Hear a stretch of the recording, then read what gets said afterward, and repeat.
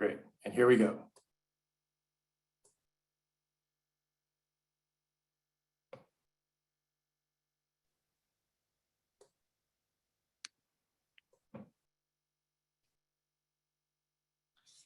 Hello, we're just going to give a couple more minutes for folks to enter the call here, and we'll get underway shortly. Thank you for joining this evening.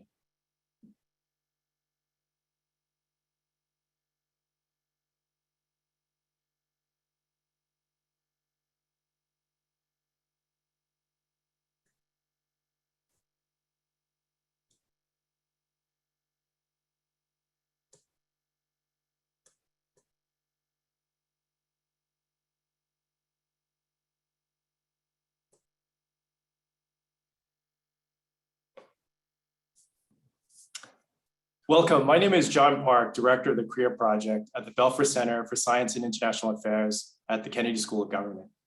Tonight, we will be examining the aspect of North Korea's activities in the cyber domain.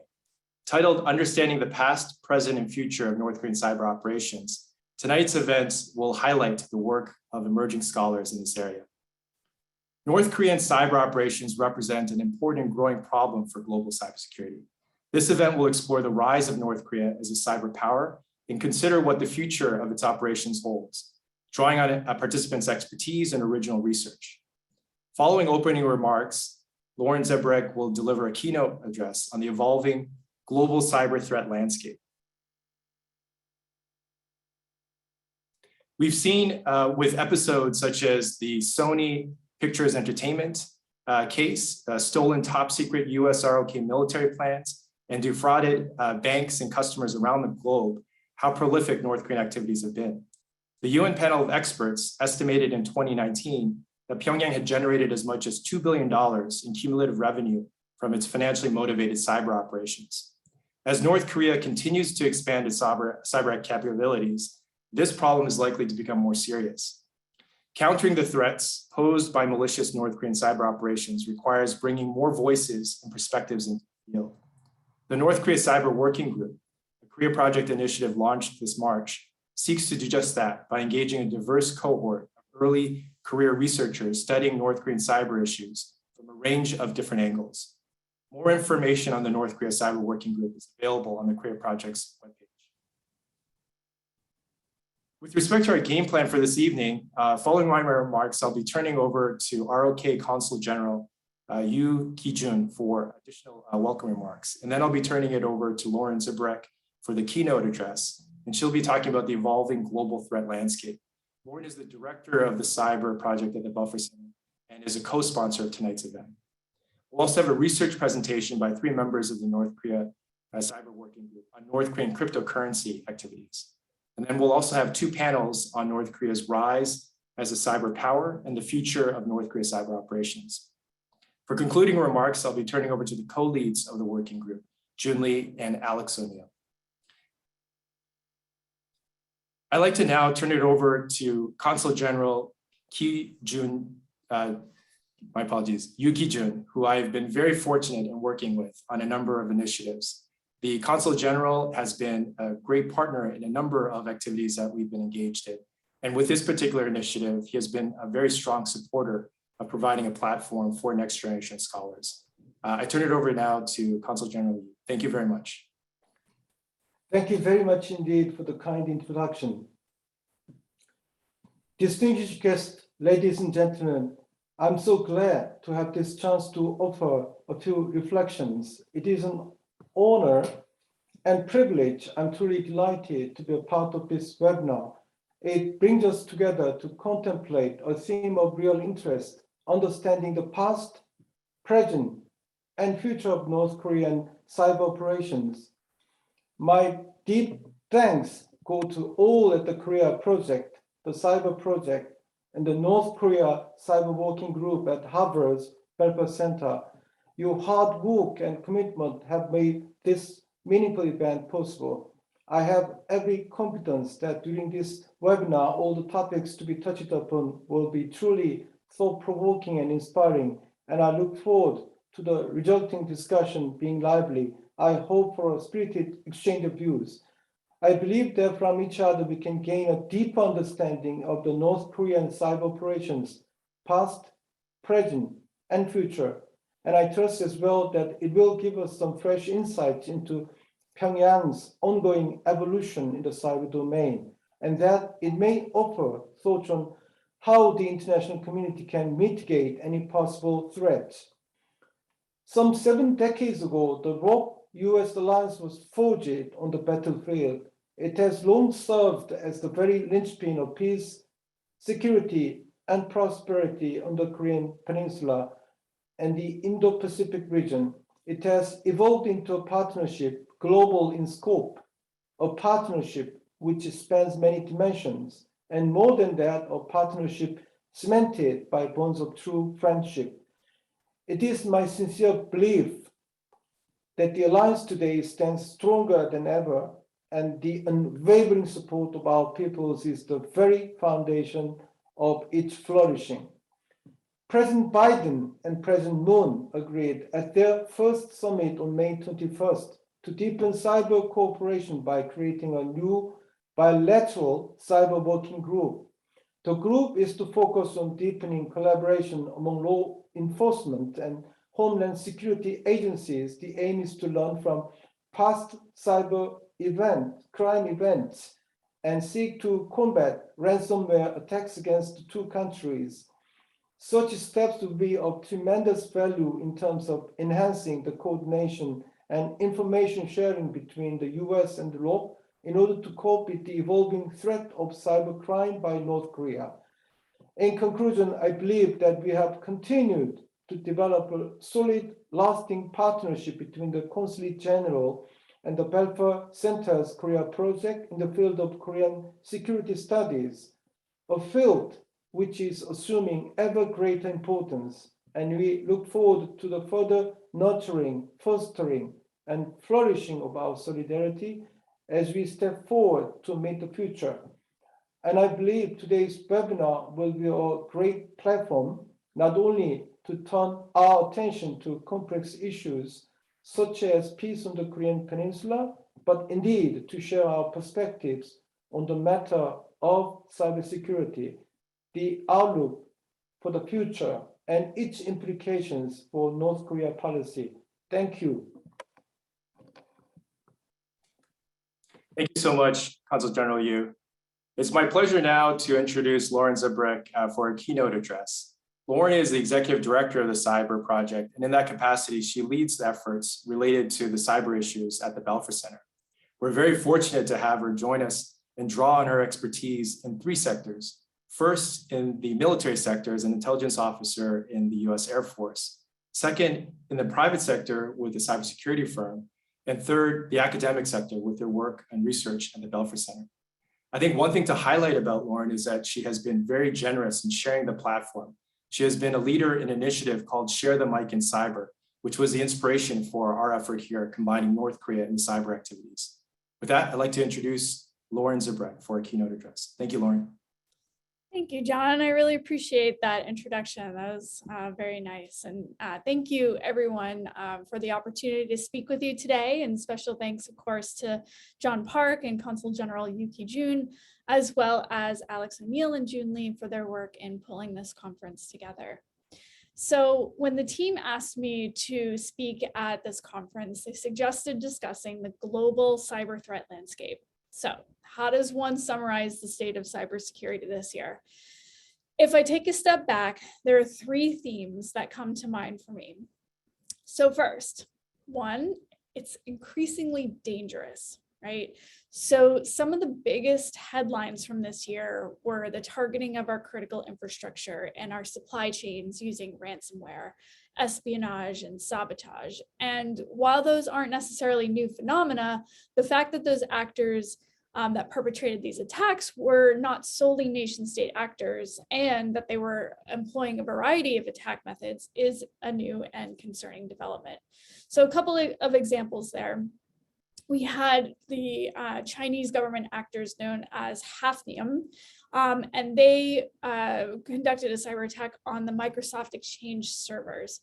So in that essence, they used a vulnerability to get into on-premise vulnerabilities. And There was an article detailing the attack where a lot of people, actually it was Kirsten Todt, I think, who's now at CISA, the Cybersecurity and Infrastructure Security Agency, where, they're like, we don't know what China's doing, right? But they're building something. They're just sucking up all of this data on Americans. It started with the 2015 OPM hack, and then the Anthem attack, and the Equifax attack, and it just keeps, getting bigger and bigger.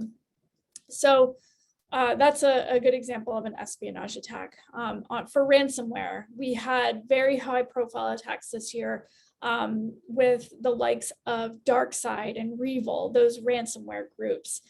They were responsible for the attacks on Colonial Pipeline, which, as you might remember, shut down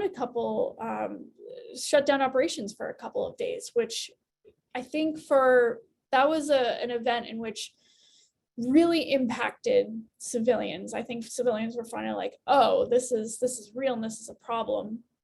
And that was just from a very simple password compromise. You also had an attack on the Kaseya software. It was a service provider, a security service provider, through a compromised update. So supply chain attack, basically. So different kinds of attacks there.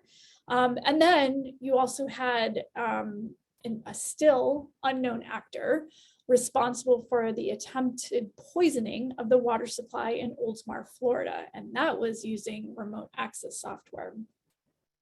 So, and we'll get into some, recommendations on that in a little bit. So that was the first one. It's increasingly dangerous. The next thing I'm thinking about is that it's increasingly complicated. So, as you might know, the United States and Russia are very polarized. They're very distrustful of each other. And this is something that we discuss in our paper, exploring whether there should or could be rules of the road in cyberspace between the two countries. And we did this with the Russia Matters project. Many experts that we talked to, and even now, were very pessimistic about any progress between our two nations. And yet, we're starting to talk. They've been talking since the Biden-Putin summit earlier this summer.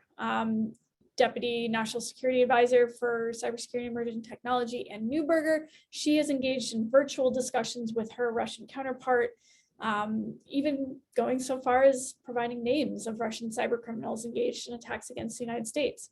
So, and then officials have noted a possible reduction in cyber attacks from Russia. Is there a correlation? Is this real? Is it, we don't know. It's too soon to tell, but it's interesting. So on a similar note, the United States and Russia recently, very quietly, both committed to the same United States resolution, which was a truly historic moment in which both countries agreed to an international document related to cybersecurity. Yet the content of the resolution itself, not necessarily a breakthrough. It basically said that we welcome the contributions from both groups, the open-ended working group and the group of governmental experts, in the context of international security. So a small step, positive, yet miles and miles to go. Also, within this whole complicating sphere is the fact that there are more and more actors and more types of actors within cyber crime and other operations.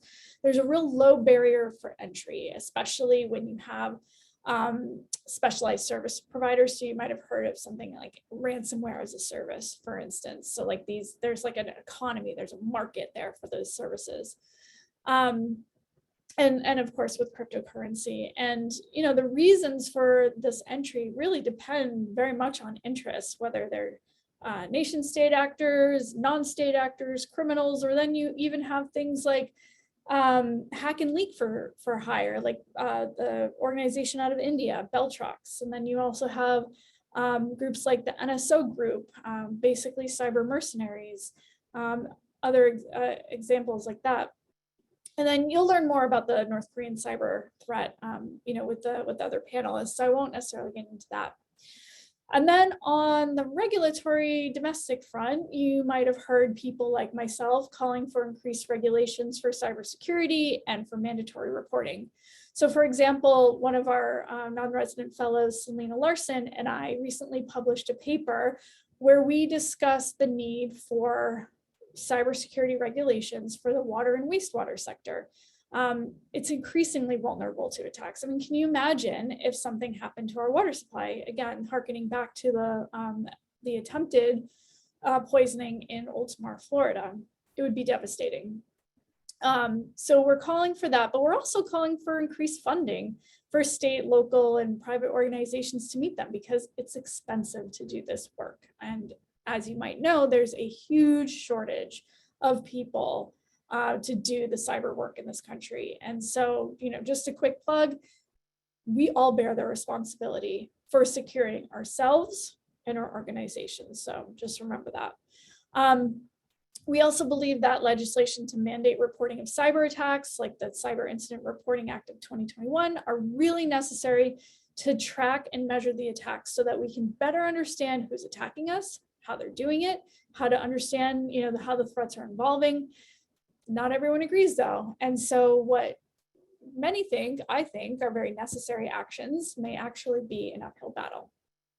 So that is sort of a quick overview of, the increasingly complicated space, you can say. And then the third point is that it may be increasingly optimistic.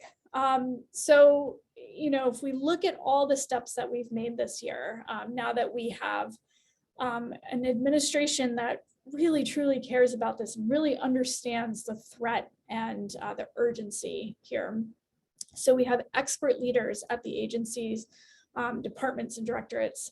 You have the CISA, the Cybersecurity and Infrastructure Security Agency, headed up by Jen Easterly. She's doing some really cool things in the space, especially with the new Joint Cyber Defense Collaborative, or the JCDC. You have the brand new National Cyber Director, which Chris Inglis has taken on that role. That came out of a recommendation from the Cyberspace Solarium Commission. And a quick plug for that report, that came out in March of 2020. Incredible report. If you haven't read it, do so. So many of those recommendations have now become law, or they're becoming law, basically. So really great work. They understand the importance of public-private partnerships. They understand the need for diversity. So a lot of great stuff going on there. There's a new Cyber and Emerging Technology Bureau that's being stood up at the State Department. Even Congress understands that this is a bipartisan issue, and they want to act, and they've been acting in this space. We've seen international collaboration on disrupting ransomware actors by law enforcement and other entities, arresting some perpetrators, redirecting traffic, recovering ransomware payments. It's making an impact. It's not completely disrupting the entire ransomware industry, cottage industry, if you will. Alan Liska of Recorded Future, where I used to work, he's a friend of mine, recently noted that there have been 93 attacks on US schools this year alone. And so that's just an overall fraction of the operations too. So think about our critical infrastructure, think about healthcare, manufacturing, pipelines, et cetera. Like it's an ongoing thing. And I think it's important right now to kind of take a step back and really note that we are in this state of ambient conflict, and that's not going to go away. We really need to raise our resilience. There's very simple things that we can do, again, to protect ourselves.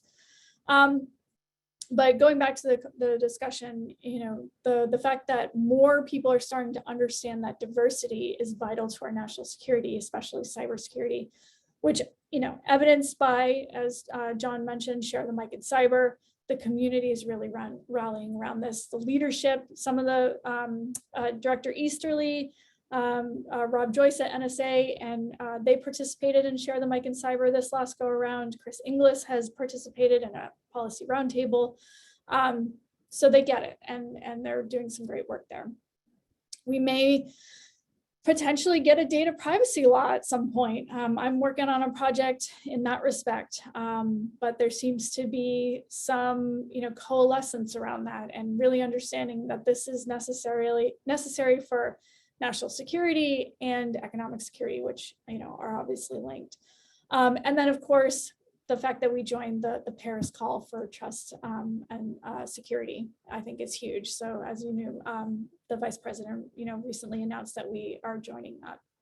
So quick overview of how I see the space. Again, it's increasingly dangerous. It's increasingly complicated, but there is room and cause for some hope too. So I hope that gives you a general overview, and thank you so much for the opportunity, and I hope you enjoy the conference. So thanks.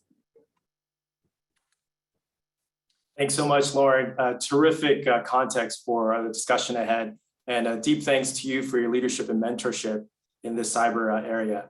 With that, I'd like to transition and introduce you all to the speakers for our research presentation. The topic here in profiling our next generation scholars will be the focus on North Korean cryptocurrency operations with a focus on alternative revenue source.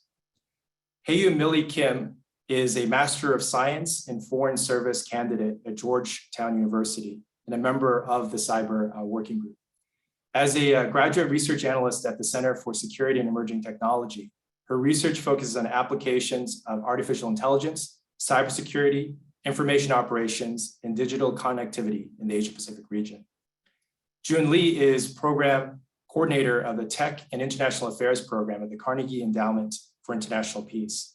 As program coordinator, Jun oversees the tech program's research initiatives and events and supports research on financial security, cybersecurity, cyber attribution, and international norm building around state conduct in cyberspace. She serves as co-lead for the North Korean Cyber Working Group. Rachel Beck is Development and Communications Associate at the Council of Korean Americans.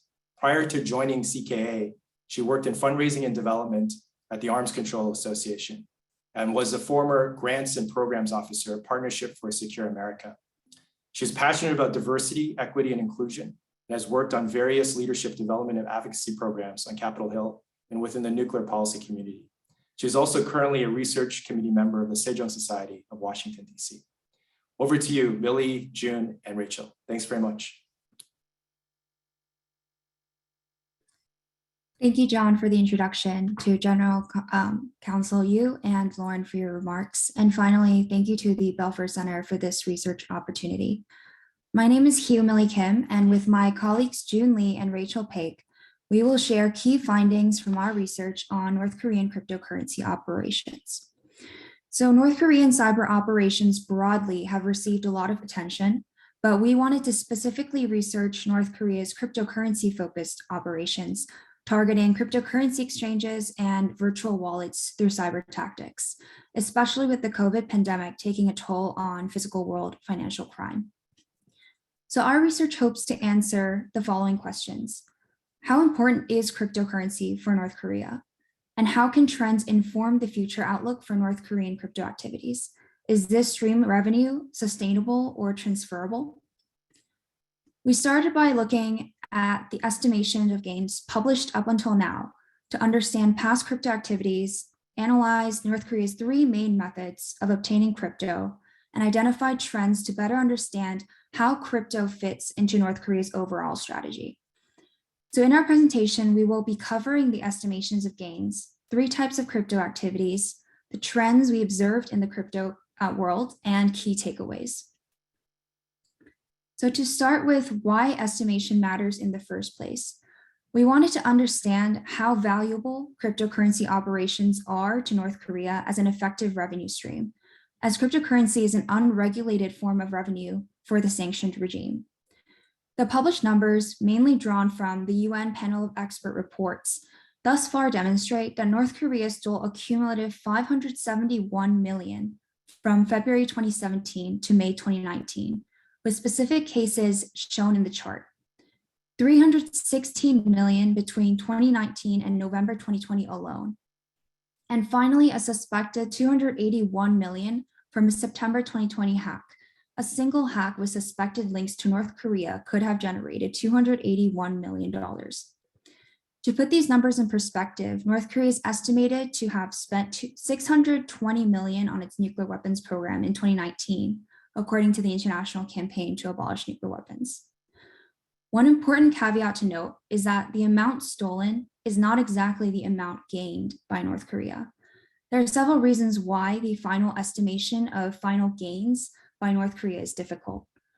First, third-party transaction fees are incurred during the money laundering and theft process, as North Korea uses over-the-counter brokers based in third-party locations. They also do not collect user information, nor know your client information.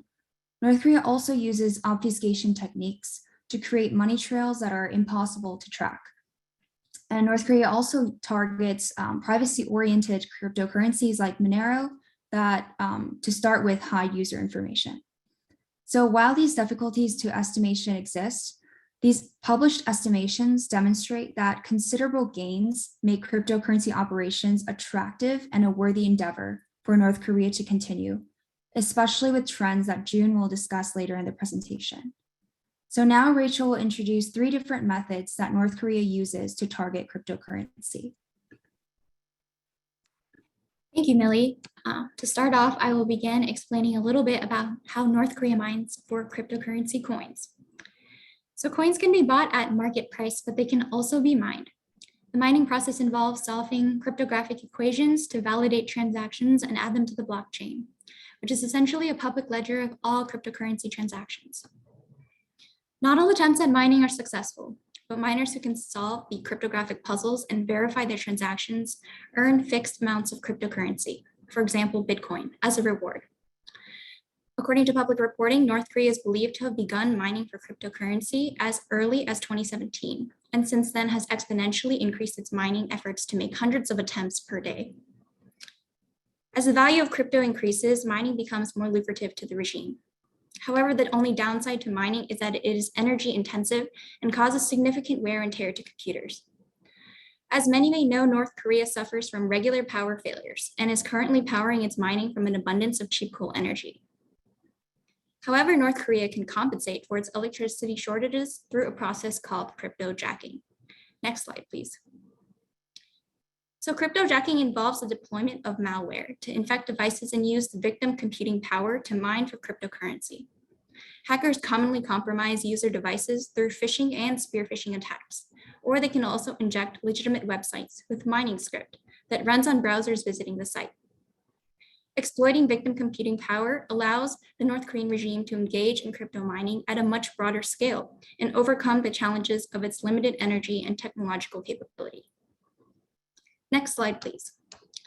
The third method that we discuss in our report is fraudulent initial coin offerings, or ICOs. An ICO describes the process by which companies in the cryptocurrency space raise capital to launch new tokens, products, and services. In some cases, ICOs can also be used to sell securities, including the characteristics, economic value, and rights associated with company assets, similar to an initial public offering. There are very few limitations to who can invest in ICOs, as well as little regulatory guidance to help validate the legitimacy of companies hosting ICOs, other than user-based online forums such as Reddit. An ICO becomes fraudulent when a company takes advantage of its investors, running away with investment capital, or failing to deliver the proposed product or service. In the case of North Korea, they have only been officially attributed with high confidence to one fraudulent ICO scam, in which case the company was fake and plagiarized another company that was selling securities for the fractional ownership of marine shipping vessels in Asia. My colleague June will now explain a bit more about the 2 trends we observed in the crypto environment, as well as key takeaways from our research. Thank you, Rachel. So in our research, we identified 2 significant trends or features of the crypto environment that further complicate international regulatory efforts. First is the rise of decentralized finance, or DeFi.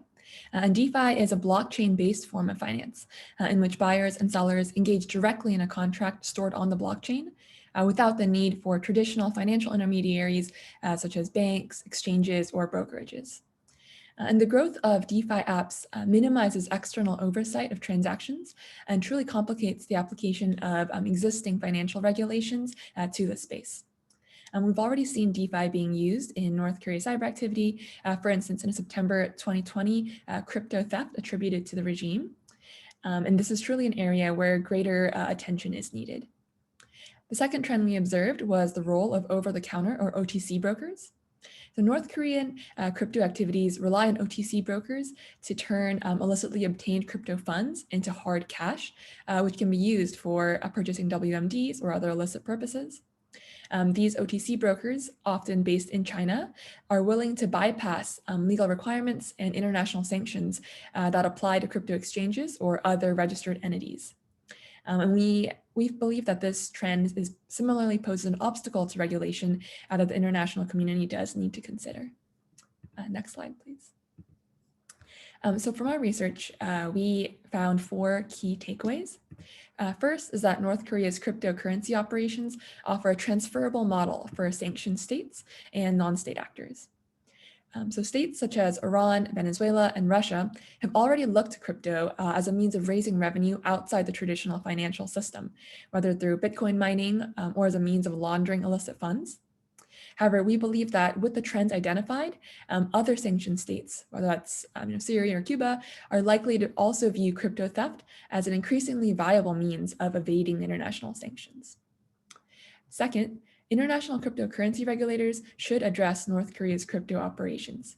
Cryptocurrency regulation has been at the top of the news recently, and as US banking regulators seek to clarify their crypto rules, and international regulators such as the Financial Action Task Force, the UN or other banks increasingly harmonize their regulatory regimes, we truly believe that these entities should address the activities of North Korean hackers and other state actors.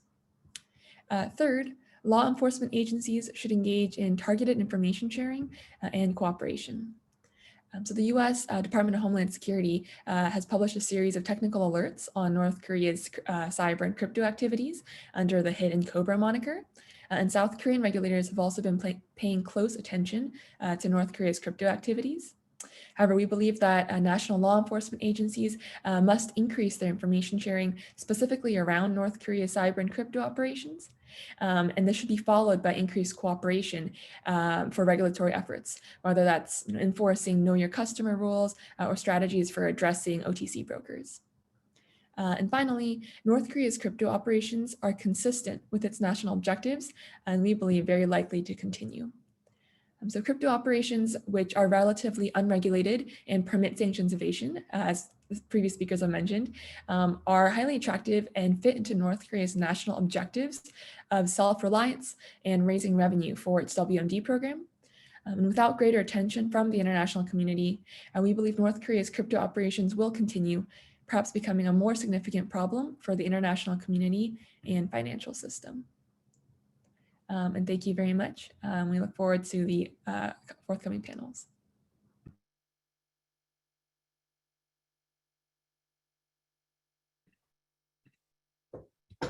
Thanks very much, June. And congrats to you, Millie and Rachel, for that excellent presentation. I'd like to invite all of our panel 1 speakers to please turn on their cameras and join the conversation. Good afternoon, everyone, and thank you again for tuning in today. My name is Alex O'Neill, and along with June, I serve as a co-lead of the North Korea Cyber Working Group. I'm also a master's student at the University of Oxford and an associate of the Belfer Center's Korea Project, where I served as coordinator and researcher until August of this year. I'm thrilled to introduce the distinguished members of our first panel, which will take a close look at North Korea's rise as a cyber power. I'll start with June, who we just heard from a moment ago. In addition to co-leading the North Korea Cyber Working Group, June is program coordinator of the Tech and International Affairs program at the Carnegie Endowment for International Peace. As program coordinator, June oversees the tech program's research initiatives and events and supports research on cyber attribution and international norm building around state conduct in cyberspace.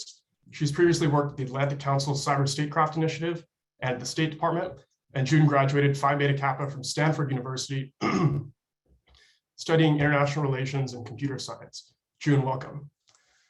Our next panelist is Priscilla Moriuchi. Priscilla is a non-resident fellow at the Belfer Center and works in security engineering and architecture at Apple. She's an expert on state-sponsored cyber operations and Asia-Pacific regional and cyber threats, as well as a widely published researcher and commentator on national and cybersecurity issues. Her cutting-edge research on China, Russia, and North Korea has been featured in the New York Times, the Washington Post, the Wall Street Journal, and many other publications. Priscilla was formerly the head of nation-state research and principal researcher at Recorded Future. Prior to joining the private sector, Priscilla spent 12 years at the National Security Agency, most recently as the enduring threat manager and top subject matter expert on East Asia and Pacific cyber threats. Priscilla, thank you for joining us. Next, we have Sahar Nauman. Sahar is the principal threat intelligence analyst at BAE Systems Applied Intelligence. She currently researches state-sponsored cyber espionage with a focus on threat groups and activity in the Middle East. Sahar specializes in analysis covering the intersection of geopolitics and cyber operations, and she regularly speaks at public and private conferences around the world, including SAS, Virus Bulletin, FIRST, and B-Sides. Prior to working at BAE Applied Intelligence, Sahar graduated from King's College London with a master's in intelligence and security, where she received the Barry Paskins Award for Best Master's Dissertation in War Studies. Sahar, thanks very much for joining us, especially with the UK time difference. And then finally, we have Kurt Smith. Kurt is an active member of the North Korea Cyber Working Group. He spent 2.5 years working for the Congressional Research Service in the Foreign Affairs, Defense, and Trade Division's Asia section, where he supported congressional committees, members, and staff in developing legislative priorities for the Indo-Pacific region. Kurt earned his Master of Global Policy Studies from the Lyndon B. Johnson School of Public Affairs at the University of Texas, Austin, and a Bachelor of Arts in French from the University of New Orleans. He's proficient in Mandarin, Chinese, and French, and has elementary proficiency in Korean, Thai, and Burmese. Welcome, Kurt, and thanks again to all of you for joining. We'll have around 45 minutes to explore North Korea's rise as a cyber power. I'd like to begin with a bit of context. As far back as 1986, the North Korean regime opened Miram Command Automation College and hired 25 Soviet experts to train young soldiers in electronic warfare. North Korea seems to have first envisioned using its newfound electronic capabilities in the military sphere, and perhaps the most notable instance of conventional North Korean electronic warfare came in 2010, when the Korean People's Army jammed certain South Korean radar systems during the shelling of Yeonpyeong Island. Since the early 2000s, Pyongyang has conducted cyber operations for espionage and destructive purposes. The 2014 attack on Sony Pictures Entertainment, which John mentioned earlier, which came in retaliation for the firm's promotion of the film The Interview, generated widespread attention, as did the release of the WannaCry malware in 2017. In recent years, North Korean actors have also become known for financially motivated cyber operations.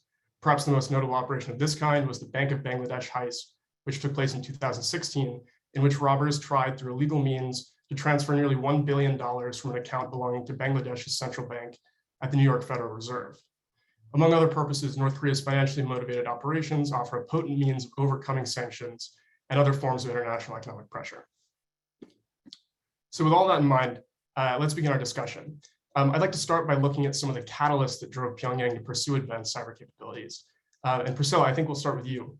I wonder if you could tell us a bit about North Korea's motivations for developing some of those cyber capabilities. Sure.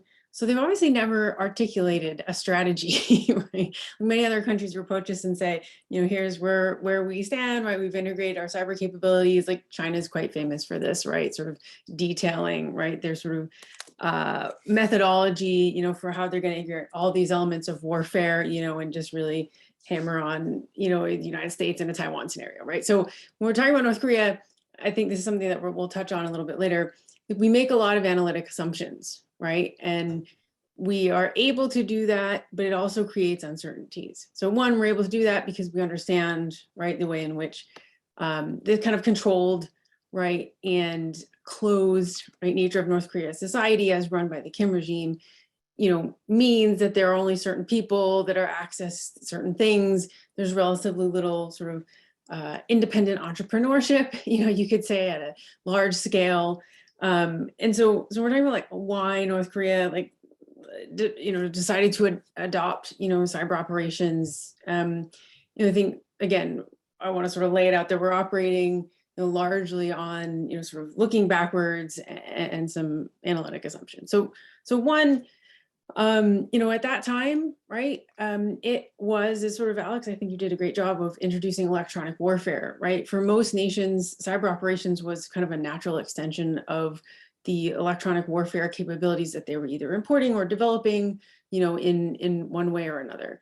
And so under Kim Jong-il, you know, based on, again, interviews with defectors or I think some people call them like visitors, right? North Koreans who will travel abroad.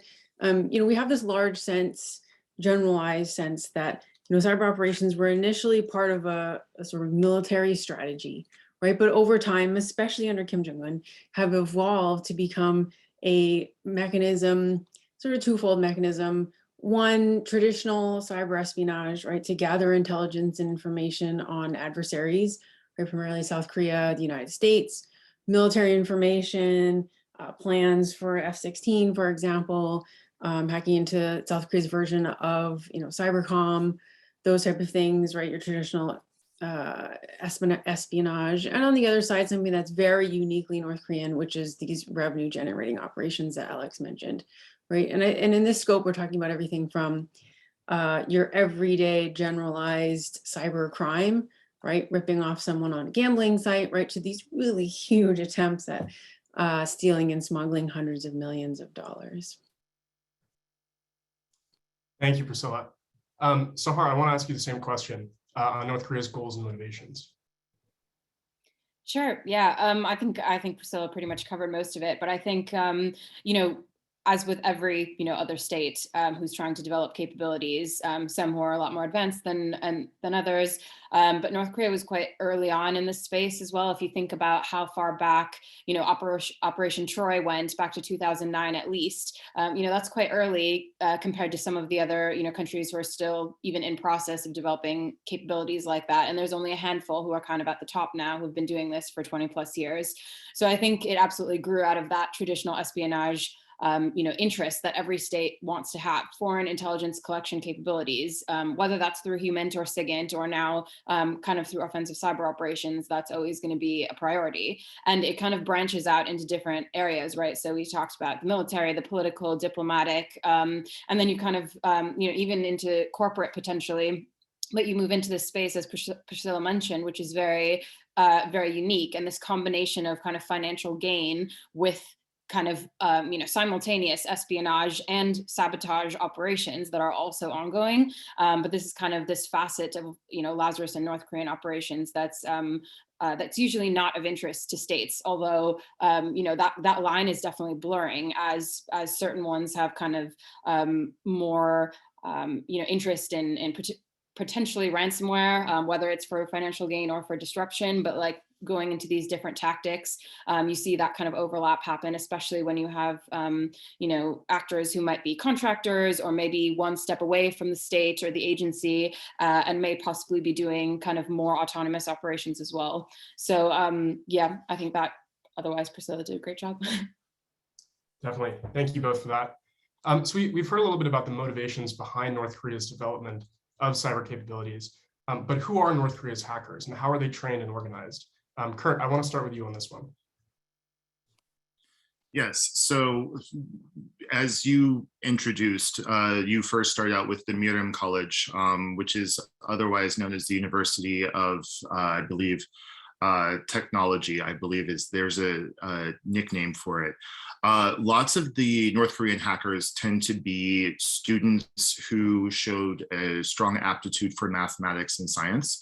And then the North Korean regime will typically tap them, similar to what you see many countries like Russia or China picking talented athletes for their Olympic athletics programs.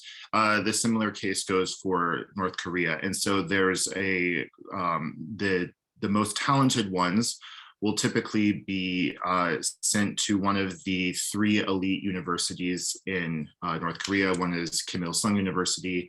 Another one is, I forget the name of the second one, but then if they show an even higher aptitude to get more skill, then they are sent abroad, typically to China and in some cases Russia, from what intelligence leads us to believe, where they study at universities that can provide them with even stronger technological capabilities, such as the Harbin Institute of Technology. Many of them also gain lots of skills through the International Math Olympiad. And so that's where they get more exposure and more specific training, and there's an avenue for them to be able to test their chops and further learn how to operate in the greater world with the rest of the major cyber actors in the world. But then, more interestingly enough, many operate under the reconnaissance General Bureau, I forget the exact acronym, and many of them operate in third countries. However, those who are the most talented will be kept at home because the North Korean regime does not want to risk losing any of these highly talented hackers that they have invested a lot of time and energy into breeding from the very beginning. However, lots of these hackers do like to live abroad in China, in lots of the border cities, as well as other countries such as Belarus, India, Malaysia, Russia, because again, that affords them a better quality of life, and many of them don't want to end up being stuck back home in Pyongyang, even though they have fairly good standards of living there by North Korea standards. So I'll stop there, but that's a general overview of the life cycle and lifestyle of a typical hacker. Thank you. No, very helpful. Jun, I want to put the same question to you. Anything to add on how North Korea trains or builds out its cyber forces? Yeah, Kurt's response was very comprehensive, but I think the only couple of things I'll add is that North Korea's hacker base, they really are the cream of the crop, right? It's the most talented of their youth. They really come through the most elite universities, get overseas educations that are really coveted by, by any student in North Korea, but really the best technical minds are selected for this. And we've really seen students at these elite universities in North Korea involved in the crypto operations as well. Like there's one case of a cryptojacking malware that the IP address was tied back to Kim Il-sung University, even though that specific malware didn't really work out. So, in the security community, it is known that these universities are involved in North Korea's most advanced cyber operations. Definitely. Thank you. Sahar, I want to come back to you for a minute on the financial motivation bit. You've looked in depth at some of North Korea's bank heist operations, both on the ATM cash out side and on the SWIFT fraud side, wire fraud side. You gave an excellent presentation called The Art of the Cash Out at SAS in 2019.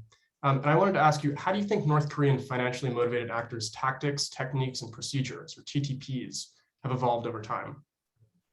Yeah, it's been a really interesting group to track over the years, given how kind of innovative and creative they are, and how, I mean, frankly, like they're pretty good. You have to give them credit. There's been some very clever things over the years. So, it's interesting because the financial bank heist, people think about Bangladesh Bank as kind of the moment when that whole type of operation came into view. And that was sure one of the earliest ones, obviously the biggest, as they tried to steal $1 billion, though only got away with 81 million. The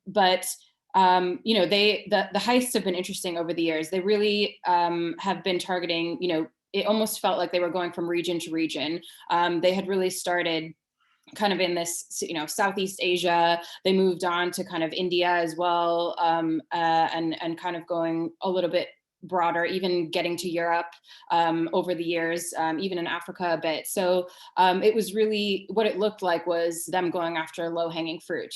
There's a reason why big banks in the West and the US haven't been targeted, is because they're likely to have better security and probably catch on to something like that. So we're over the years they've absolutely gone after big banks and small banks, whether they're at federal level or kind of smaller ones, but they know they have a better shot there, and there's going to be less retaliation probably. So, but with Bangladesh Bank, it was just such a big amount, and that got quite a response. And even we've talked a lot about cryptocurrency targeting as well. That's actually not as new as I guess the recent kind of reporting would make it seem like. They have been doing that for a while, kind of in conjunction, even with the bank heist. But obviously, those were a lot more lucrative at the time. And since March 2020, in the spring of last year, is kind of when we saw that last bank heist in the traditional sense happen, is because obviously the pandemic restricted their movements. There was a lot of kind of travel restrictions around that time as well. And the issue with the bank heists is that once you steal the money, you have to cash it out. So where is it going to go? And they have these this whole network of mules, and along with kind of existing money laundering and money moving and kind of other illicit capabilities that they have around the world, including in places like Malaysia, for example, but even, in Europe and stuff, the mules had to be in place locally as well. And a lot of this, they're not necessarily all North Koreans. They're hiring locals to kind of operate criminal networks and gangs as well. So there's a lot of coordination going on, and you can't have that when you have borders shutting down. So that's where the pivot, or at least prioritization, of the cryptocurrency targeting really came into play. And there were a couple different kind of tactics that they'd done here. Before, it was really targeting the banks in a similar style, doing the SWIFT heist. They moved on to the HTM cash outs, which was quite novel as well. We're talking, different kinds of malware. Every year there would be a new implant, and it would be as complicated and interesting as the last one. And then you're talking about, targeting ATM machines that are running a totally different kind of operating system, and the kind of knowledge and expertise that you'd have, to target those is very different than say a SWIFT network. And then you get to the cryptocurrency side, which is, they're not only targeting the cryptocurrency exchanges at this kind of enterprise level, but also, creating fake cryptocurrency apps and targeting more at the individual level as well. So some of these kind of spoofing different kinds of apps, or creating their own as kind of to lure people in. So they obviously have a very diverse range of TTPs, that is for sure. But given the circumstances, they've really had to adapt to it. And honestly, they're not doing too bad a job, although I think it's difficult with the cryptocurrency space to say in the same sense, how much is being stolen, and again, kind of what's happening to the money. Like, you still either you need to move the cash around from the bank heist, or you can buy some stuff with cryptocurrency, but by and large, you're going to want to change it to fiat currency. So, how are they doing that, and where is it going? So I think, it's been quite an evolution, and I think we'll continue to see that kind of, creative and innovative side from them as we keep going. And it's kind of, unclear. Are they going to go back to bank heists now that things have opened up? Have they decided cryptocurrency is just as lucrative and it's a sustainable option, especially given, cryptocurrency exchanges are still, that whole sector is still quite new. And, is it as secure potentially as traditional kind of established banks? Definitely. Thank you for that. Priscilla, I want to circle back to you for a minute to follow up on the financial point. You mentioned earlier petty crime. And I wanted to ask about how important less sophisticated scams involving esports, involving online casinos and things like that, how important have those sorts of scams been to North Korea's cyber strategy? Yeah, sure. I mean, I guess to circle back a little bit to what Sahar was saying, I think we still to this day, surprisingly, kind of underestimate North Korean operators, right? If you look at the anatomy, right, of the Bangladesh bank operation, just as an example, like there was an FBI indictment in 2018 that did this like forensic timeline that was absolutely brilliant, right? In which they could tell that the targeting, the initial reconnaissance of the bank in Bangladesh began in October of 2014, right? Which is the same time that these same group of people were also targeting Sony Pictures Entertainment, right? In this multifaceted operation, which would include doxing, right, and physical threats. So even at that time in late 2014, right, we're already seeing a technical patience, right, and operational sophistication that was sort of vastly misunderstood, right? And so we're looking today, and they have such a wide range of capabilities, and we still tend to bucket them in certain kind of places, right? Like, financial ops, they're really good at SWIFT stuff, and like, or you see them like pull off, a crypto exchange hack, and it's like, oh, cool, they can trick people with, strategic web compromises or phishes or something like that. But it's just this panoply, right? It's just all these elements that North Korean hackers, like June kind of said, like, because their background, they're extremely intelligent people, right? And so they're groomed to become part of this system, right? And North Korean, when it comes to like hackers and operational ideas, right, are not nearly as regimented, right, as perhaps other societies are, or closed-minded. And so for the vast majority of North Korean ops and for kind of day-to-day hackers, again, like based on the interviews with hackers and the operations that we can see, there's this like low-level kind of, I call it sort of low-level cybercrime that you allude to, right? The kind of day-to-day ripping people off on gambling sites, right? Sports betting sites, making scripts and reselling them to cheat on a variety, right, of kind of internet-based games and services. And like, it seems like at first glance to be kind of like boring, like this is kind of script kiddie type of stuff. But the reality is like, that's just like the bread and butter. It's like the granite or bedrock or whatever, rock we use to build the rest of the house on. Like that pays the bills, right? That allows them to engage, spend the time and the resources to engage in these much larger, more complicated operations, like the bank thefts and planning these type of things. So it gives them that kind of comfort to either stay living abroad, right, and pay their bills, which they'll have to self-sustain, or when they move back home, right, to earn that certain salary threshold, right, whatever it is, somewhere from $60,000 to $100,000, depending on your skill set as a hacker. So it's just that breadth of capability, I think, in the regular execution of operations that is just another aspect of just how fascinating kind of North Korean ops are. And June, I want to follow up a little bit on that with you. Do you think that the evolution that Priscilla and Sahar have been talking about in tactics, in terms of strategy, do you think that that is indicative of strategic direction or changes in strategic direction that have been taken by the North Korean regime on its own? Or do you think it's more indicative of broader geopolitical trends as it pertains to sort of the uses of state cyber power? Or do you think that's something else entirely? Yeah, no, really good question. I think Priscilla mentioned at the beginning about how we really can't know, to what is North Korea's cyber strategy? Like, do they have a doctrine like internally that, they're not going to disclose publicly? And I really just foot stomp what Sahar was really saying about North Korea being very adaptive to changes in the cyber crypto environment. And I think that some of the things we were finding in our research was a lot of North Korea's shift into crypto. It's as more and more users are entering crypto and there's more opportunities for user fraud, like part of it is the external environment, right? North Korea needs funds and there are more opportunities. They're going to find where those opportunities are. And that's where, some of those like the crypto jacking, the different fraud schemes we're seeing more of. And some of the trends that we mentioned in presentation as well about kind of the reliance on OTC brokers and DeFi platforms, like regulation is still emerging in those areas. And I think that as regulatory bodies start to harmonize those international regimes or close off some of those loopholes North Korea is using, we might see them using different tactics or starting to rely on those tactics a little bit less. But at the end of the day, I think those the external environment does play a role in North Korea. Being adaptive is probably a continuous factor. Definitely. I want to pick up on a term you just used, which is the external environment.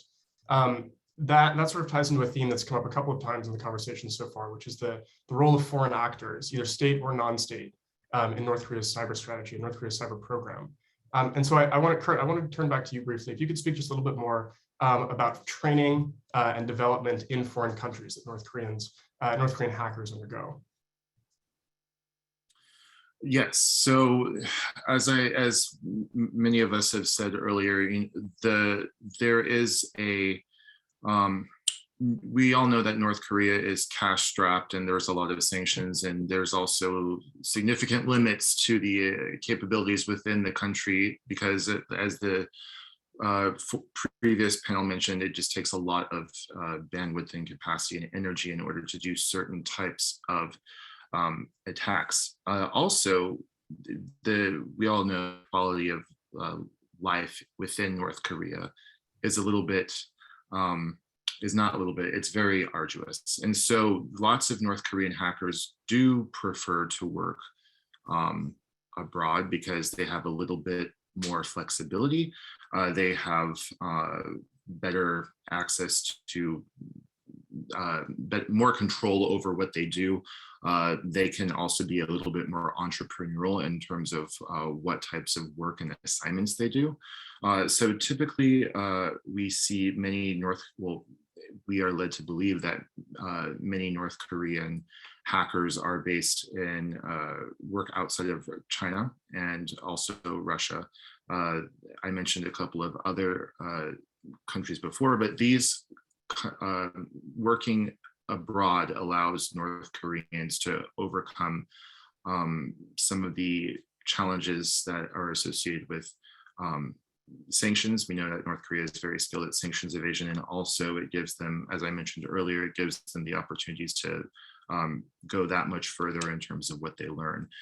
Also, we know that China also capitalizes on the ability of North Koreans to cover their tracks as an excuse to help support the North Korean regime, because China does not want to see the North fail.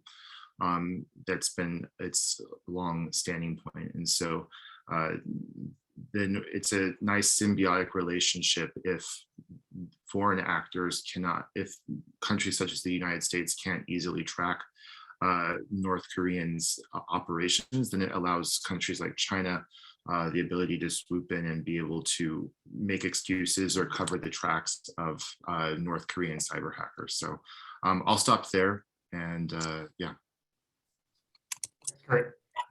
Sahar, I want to draw a little bit on your research and your focus on Middle Eastern threat actor groups. Have you come across any evidence of either knowledge sharing or actual technical cooperation with North Korean groups? And I just want to highlight one idea some researchers have offered, which is that Iran may have provided technical training to North Korean operators in the early 2010s. Some analysts have pointed to similarities between the March 2013 Dark Soul attack and the operation against Saudi Aramco that took place a few months earlier.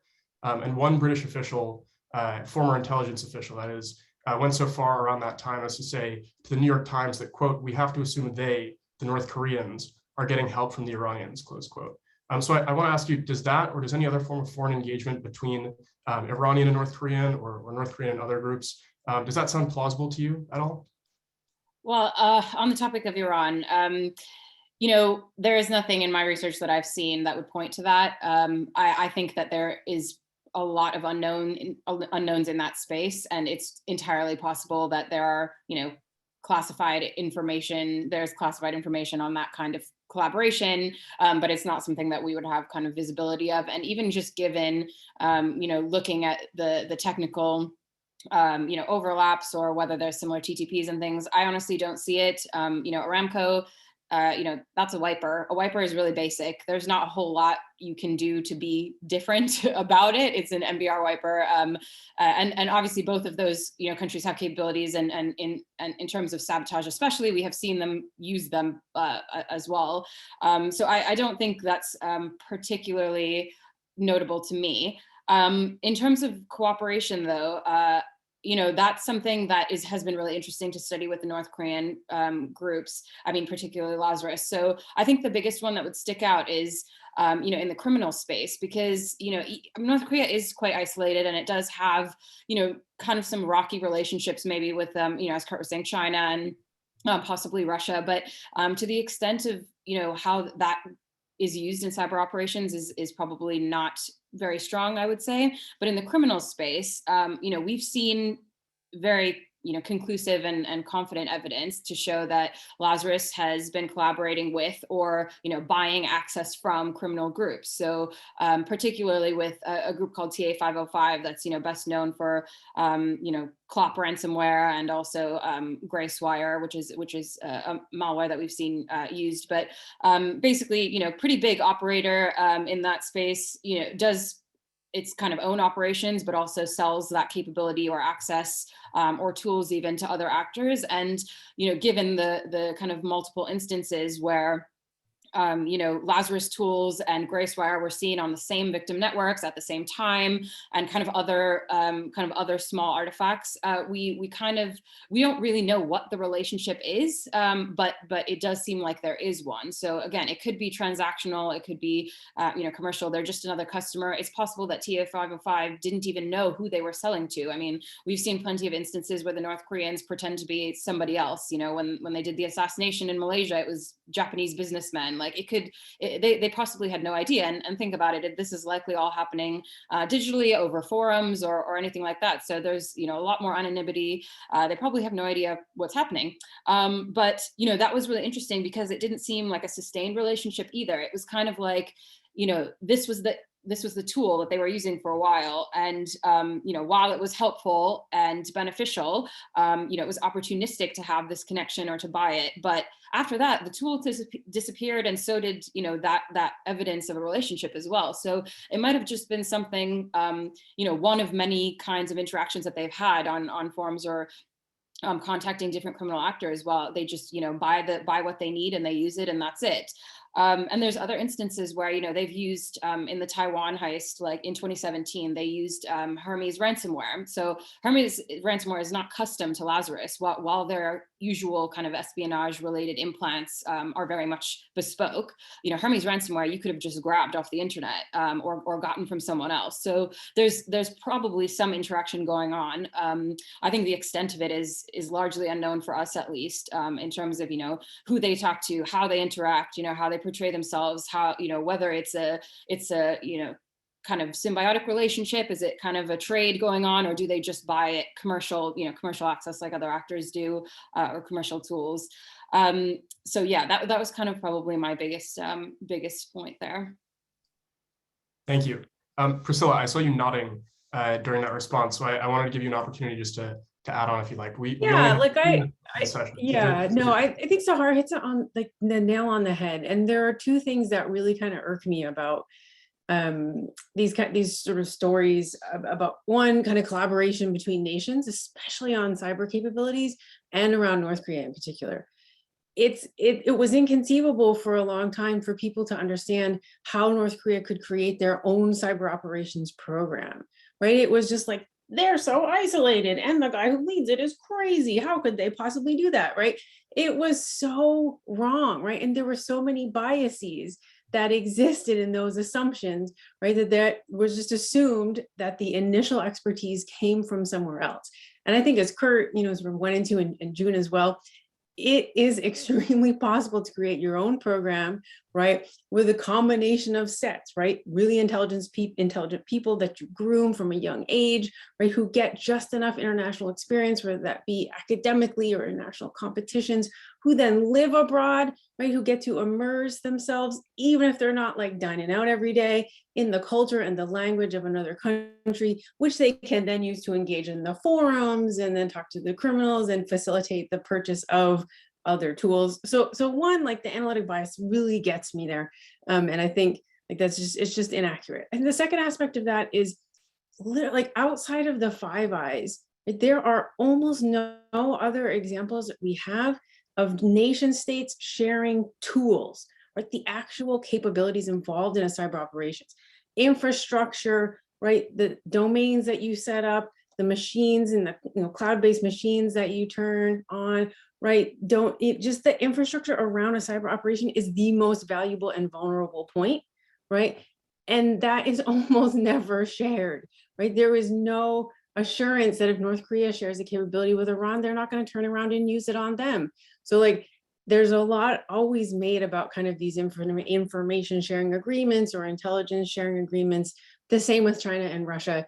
And just like, these are not the Five Eyes frameworks, for one, right? Two, these countries are just as likely to turn around and spy on each other as they are to use them against an adversary.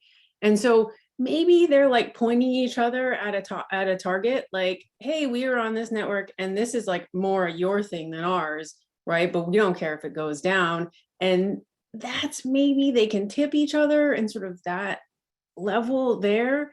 But really, like just Sahar hit the nail on the head. And I really try to discourage that at every possible kind of place that I have, this like analytic bias, right? How could they create that? And then like this, they all share tools. Like it's just so easy, right? To like swap code and make it work for you if you don't know anything about it. So I actually have a couple of things to add there now that you mention it. So I think that Priscilla makes a great point about the the high level agreements that we're talking about, government level political agreements, even if those exist, which, there aren't that many of it, with North Korea anyway, but even if they do, that's kind of several levels away from kind of the tactical and operational things that we're talking about. So in practice, you're not going to have the operators or developers or kind of collaborating with the ones in Iran or anything like that, even if there's some kind of, government agreement that said, oh yeah, we'll support you or something like that. But that just translates so differently when you're talking about tactical like ops. And the other thing is actually, if you look at Iranian operations and the kind of history and timeline there, it doesn't even match up. So the North Koreans were absolutely way ahead of the Iranians, this whole time. And we can say that now with hindsight and kind of what we know about it, even though we don't know as much maybe about the North Koreans. But the Iranians really didn't start to kick it into gear until after Stuxnet. And, they may have been starting, especially with the Green Movement and, more domestically thinking about, okay, how do we kind of suppress our population? But, in terms of developing offensive cyber capabilities, they were quite low level at that time. And it was a really big hacktivist scene. You were seeing like the DDoSes and web defacements and quite a lot of disparate groups, or even just individual actors. And, it took a lot more years after that for them to professionalize and become these kind of, groups that were affiliated with the government. And even then there's some kind of contractor level stuff going on there. But, that was the North Koreans were doing much more sophisticated operations, far before that. So it wouldn't even make sense that if you were going to get capabilities from someone or training from someone, it probably wouldn't have been the Iranians at that time. So. Definitely. And Kurt, I saw you had your hand up. We are almost out of time, and there's one more question that I wanted to pose to the group. So just real quick, Kurt, over to you. I just really quickly underscoring what Priscilla and Sahar just mentioned is that the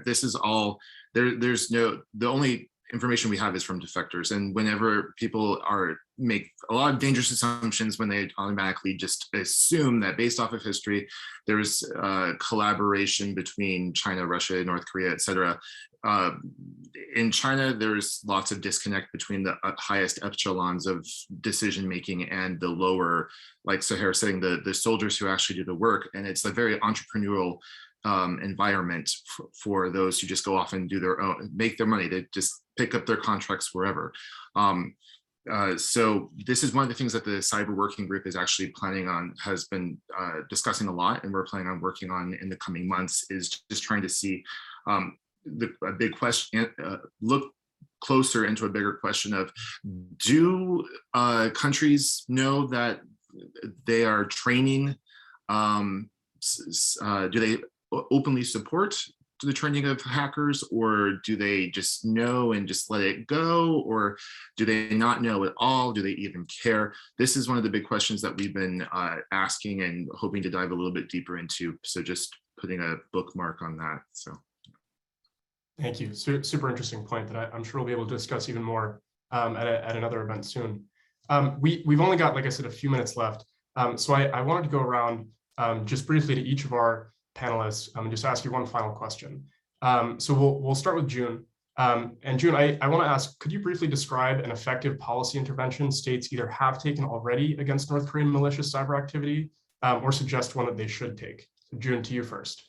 Yeah, no, really good question. I think assessing policy effectiveness is always a challenge and something that I'm careful to, cautious about. I'm not speculating too much about, but I think one thing I will mention is that, yes, at the international level, those, like high level policy interventions, like those are important, but, so are low level cyber defenses, right? Ensuring that cyber hygiene in systems is present.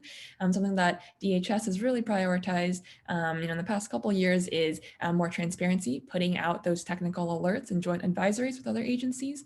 And that really raises those technical alerts, they really contain information about, here are exploits that North Korean actors are using, attributing it to North Korea to really raise the threat profile and inform network defenders that, hey, this is an important threat, you really have to prioritize this, and publicizing common, mitigation efforts as well. And I think that that level of transparency, information sharing, and trying to increase the baseline level of defense, that's beyond the North Korea context as well, just an important measure that the Biden administration, like CISA and DHS, has done a good job with. Thanks, June. Sahar, we'll go to you next. Yeah, good on June for mentioning the defensive side, because it's obviously not just about kind of the offensive ops. So yeah, all the things that she said. And, I think one of the things where that plays, quite strongly is we didn't talk about it as much, but kind of along with all the, financial heists and things that Lazarus is doing, there's also a lot of defense and aerospace targeting going on, which, they've done in the past as well, of course, but this is more traditional espionage. But, these are going after like the biggest defense contractors, biggest kind of companies in the West, and especially in the US. And, knowing about those kind of operations, the details, what to expect. I mean, they're quite clever, in terms of the social engineering. Again, they put a lot of thought and, time into cultivating these relationships with people and building the trust. And so again, knowing more about those kind of tactics is really helpful to defenders. So I would absolutely say that. The only other thing I would say is that, it's kind of an obvious one, but only because I don't know how many other things have really been tried, but the sanctions clearly work. If you're in this context, I won't say in all contexts, but if you're depriving the regime of certain access points, especially for revenue generation, you can see how it's impacted Lazarus, either not only from the financial bank heist, but then you move on to cryptocurrency, because you can see that depriving mobility and travel has made them pivot. So I feel like that is something, and they're already quite isolated. So I don't know how much more there is to be done on that side, potentially. The last thing I would say is just like keep the Department of Justice indictments coming, because I find them so interesting and they're really insightful. Maybe not even all the time for necessarily tactical defending, but just for context and really interesting like intelligence analysis. I would say go hard on those. And again, that restricts travel as well. But given how much we've seen from kind of what they've done with the Russian actors and the GRU and kind of the structure of the organizations, naming and all these different people, operators, developers, I would love to see that on the North Korean side more. Thank you. Kurt, same question to you. Yeah, so experts have consistently identified that one of the most effective things that can be done in the immediate, in the short term, is that there needs to be more sharing and more collaboration between the government and private sector. I think Priscilla, forgive me if I'm attributing this incorrectly, but it was in one of our sessions with you where you said that there is a somewhat of a lack of the deep nuanced levels of expertise, and forgive me, I'm not going to speak too much to the technical side, within the government. And then also many of the complaints about government is that it's very siloed, and we see that there's not a lot of information sharing. The government has even confirmed that there's not a lot of information sharing between agencies, which is very inefficient, and it just keeps it, nobody's on really the same page, and we don't know what full capacity we have to protect against these types of attacks. And so when you're also looking at the private business side, many private businesses want to protect their consumer data. We've seen this issue a lot in other cases. And so by passing laws and encouraging collaboration between the private sector to share their expertise and data and help enhance the cyber capabilities and defenses at home, then that is going to help us better combat that. Congress did this in 2015 by passing the Cybersecurity Information Sharing Act. There are provisions in there which say that non-federal entities may share cyber threat indicators and defense measures related to North Korean hidden Cobra attacks with federal and non-federal entities. So it gives the permission for this to happen and facilitates this type of collaboration. So we've seen them putting these types of benefits in place, and hopefully now entities and organizations will actually act on that. Thank you, Kurt. And finally, Priscilla, over to you on an effective policy intervention. Sure. So I have sort of non-traditional, my thoughts sort of outside of the norm. So I have three I like to talk about. So one is work with non-traditional partners, right? So the threat from North Korea is just it's distributed, it's diverse, it's kinetic, it's virtual, right? So like much of revenue generation for North Korea comes from countries that are not part of the P5+1, right? So we got to like break out of that model, right? And start working with smaller Southeast Asian nations, African countries, Latin and South America, right? Where some of this crime is taking place, right? So this is not a like United Nations Security Council problem anymore, right? It is a global problem. So one, globalize this problem, work with non-traditional partners. Two, it's a crime problem. Like this is all crime. So we need to get better at cyber crime and discovering cyber crime educating law enforcement, right, as sort of Kirk was alluding to before, and baselining what is a cybercrime in the United States, what's a cybercrime in Guatemala, what's a cybercrime in Russia, right, and establishing a law enforcement baseline so that it's not okay for someone just because they're located in, say, Guatemala, right, to execute certain types of operations against citizens across the world just because they're not victimizing any Guatemalans, right? So like a lot of these things that we can do that would be, I think, really effective at North Korean, at sort of curtailing North Korean revenue generating operations online, are also really good at just kind of curtailing cybercrime in general. So it's sort of like think outside the box, right? North Korean policy solutions, you know, in my mind are not just kind of like coal and oil and kind of P5+1, right? But really sort of broader, and in some cases a lot like lower down, right? We're talking about basic cybercrime in a lot of these cases. Amazing. Thank you for that, Priscilla. Unfortunately, we've reached our time limit, but I think that was a great way to end. I want to thank all of our panelists again, June, Kurt, Priscilla, and Sahar, for those really insightful contributions. I wish we had another hour to keep talking about this. It's been a pleasure to delve into North Korea's rise as a cyber power with you all. Our next panel will consider the future of North Korean cyber operations. And I'd like to invite now our panel 2 participants to turn on their cameras and join the conversation. John Park will serve as panel 2's moderator. You heard from John before, but just very briefly. John is the director of the Korea Project here at the Belfer Center and a renowned expert on Korean security studies. John's core research projects have focused on nuclear proliferation, alliances, economic statecraft, the political economy of the Korean Peninsula, and of course, North Korean cyber activities. John has led a number of important Track 1.5 and Track 2 projects over the course of his career, and he received his PhD from the University of Cambridge and did his pre- and postdoctoral training here at the Kennedy School. John, over to you. Alex, thanks so much for a terrific panel 1 discussion. Thank you all to the speakers. Great points and great momentum as we go into panel 2. I'd like to welcome on panel 2 speaker Jenny Jun, who is a non-resident fellow at the Atlantic Council's Cyber Statecraft Initiative and PhD candidate at Columbia University's Department of Political Science. Her research focuses on building a systematic logic of cyber coercion using formal models, identifying conditions under which certain cyber capabilities can or cannot be used for coercive purposes. She is currently building a series of models on ransomware and the use of encryption for coercive effects. She's a co-author of the 2015 CSIS report, North Korea's Cyber Operations, Strategy and Responses.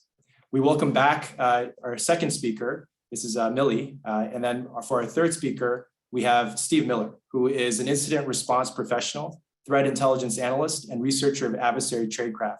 He's obsessed with finding human fingerprints in digital artifacts. Steve recently joined Stairwell as a senior researcher after 8 years at Mandiant, where he built security operations centers around the world and conducted hundreds of intrusion investigations. Prior to joining Mandiant, Steve conducted research and special projects for federal government agencies, such as the U.S. Department of Homeland Security and the U.S. Department of State. Welcome all. So my first question to Jenny, as we look to the future of North Korean cyber operations, based on your research, what do you expect in terms of North Korea's approach to cyber in terms of evolution over the next few years, and specifically in relations to its tactics, techniques, and procedures? Thanks, John, for really convening this conference, and also to Alex and June for organizing this event today. So the question, I'd like to kind of approach it this way. So by and large, I think North Korea's tactics might evolve and adapt, but I think their goals will largely stay the same for at least another couple of years, right? So they will continue to make money from cybercrime, especially given COVID, that other sources of revenues has been restricted. They will continue to conduct traditional espionage, against defense industrial complexes, against North Korea watchers, human rights activists, and the defector community, and so all of the existing targets, they will try to continue to target. I think the only sort of thing to watch out for is how they're doing that. And here, actually, Steve might be a better person to answer exactly the technical components of their TTPs. But I think, just at a higher level, I think, I was actually, nodding heavily, even though my video was turned off at Sahar and Priscilla's earlier panel, but I think we're seeing that North Korea is really good at very quickly learning from the behavior of other cyber operators and really quickly adopting them. So for example, we're already seeing North Korea attempting to compromise software supply chains after what happened to SolarWinds, right? There was a report from Kaspersky earlier this week, which included a lot of great details about how they're using techniques for evasion and obfuscation of analysis. They're running PowerShell scripts to avoid detection that's based on files, and it's all of these things that we see in other common techniques we're seeing in North Korea as well, and that we should be ready to see cutting edge. So things we're seeing in other security incidents in North Korea as well. Thanks, Jenny. Terrific framing comments there. And same question over to you, Millie. Thank you, John. So I absolutely agree with all of Jenny's comments and would just like to add on a bit about cryptocurrency and that cryptocurrency operations for North Korea. So it's unclear how gains from cryptocurrency operations are being used or how they will be used in the future, but our research shows that North Korea is likely to continue this profitable behavior, especially with COVID pandemic cutting off physical world finance. And I think the dynamic cryptocurrency environment may actually prove more favorable for North Korea moving forward to carry out those cryptocurrency operations for two main reasons. The first has to do with energy use. So crypto platforms are becoming more accessible in terms of lower energy costs and energy demand. And thus far, North Korea has been able to kind of use their abundance of coal to generate this energy to carry out mining or crypto operations that have a huge computing energy cost.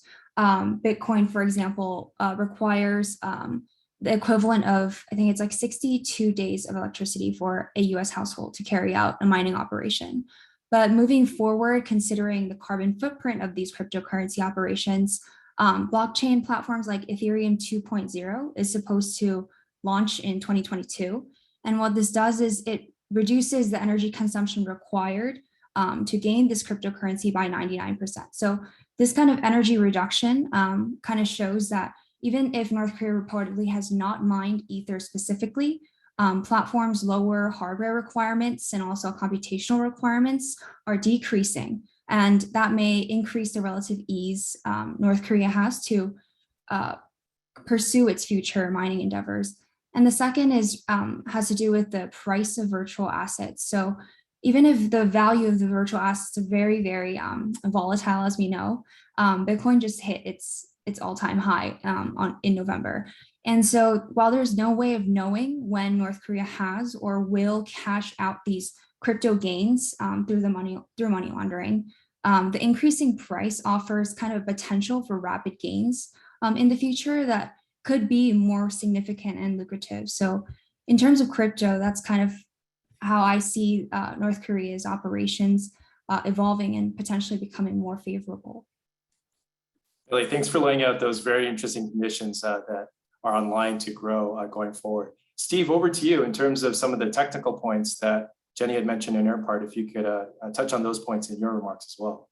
Yeah, sure. I guess I don't really know where it's all going for North Korea, but one of the ways I really start to think about it is from, strictly the attribution angle.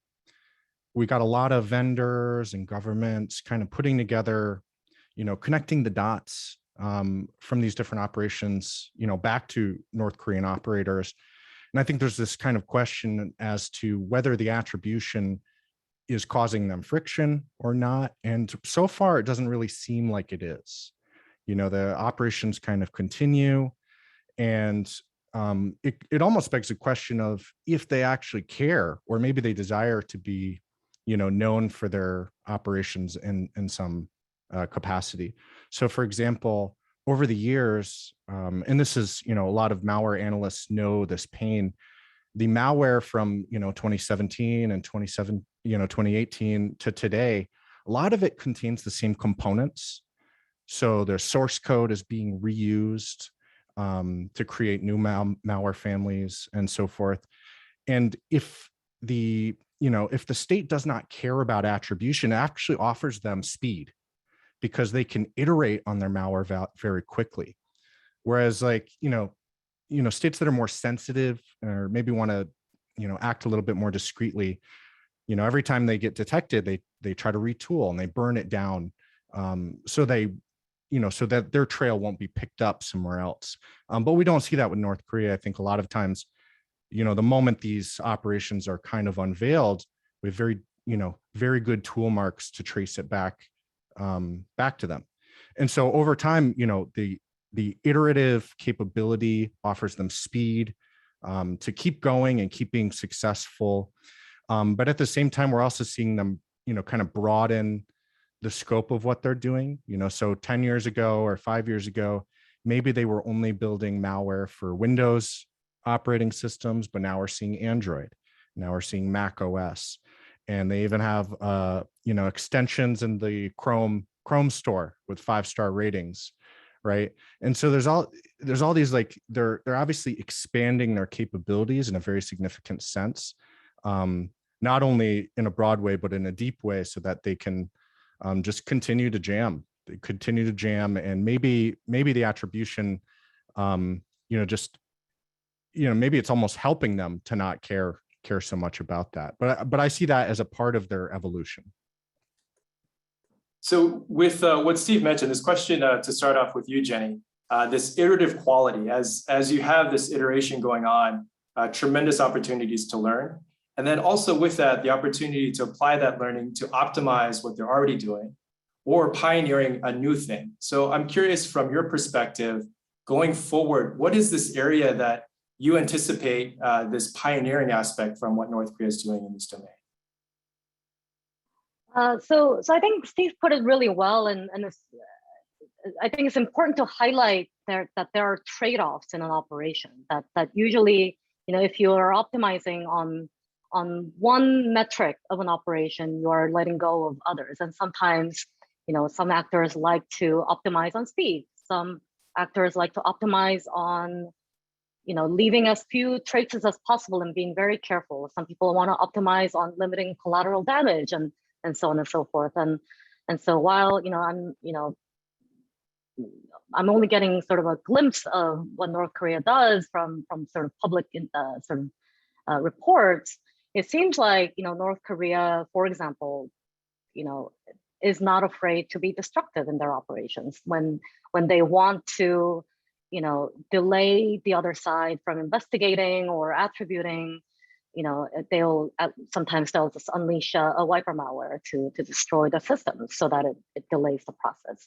And so these are some of the things that we are sort of less likely to see in other actors and more likely to see in a country like North Korea, where it's less sort of deterred by the prospect of getting hit back or things like that. So that's, I think, one aspect to think about when it comes to trade-offs within an operation. I think, since you mentioned, the future, and that's the theme of this panel, I think this may be out of blue for some people, but I think in the future, so this is like not necessarily short term, but in the long term, maybe 10 years, even more down the road, I can see North Korea dabbling with applications of how to use flaws in AI or compromise structures in AI for a strategic gain.